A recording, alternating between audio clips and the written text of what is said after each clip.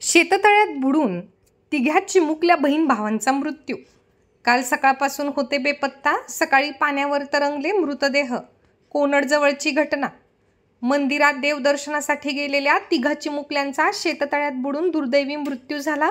सकाळी विदर्भ मराठवाडा सीमेवर असणाऱ्या कोनड बुद्रुक शिवारात ही दुर्दैवी घटना उघडकीस आली आहे। मृत्यू झालेले तिघेही चिमुकले जालना जिल्ह्याच्या वरुड येथील आहेत। तिघेही एकाच कुटुंबातील असून दोघे सख्खे बहीण भाऊ तर तिसरा चुलत भाऊ आहे। यश अनिल जोशी वय वर्षे 14, दीपाली रमन जोशी वय वर्षे 9 आणि रोहन रमन जोशी वय वर्षे 7 अशी मृतांची नावे आहेत। प्राप्त माहितीनुसार तिघे भावंड 2 जून रोजी सकाळी ओलांडा महादेव येथे दर्शनासाठी गेले होते, मात्र ते परत आले नाहीत।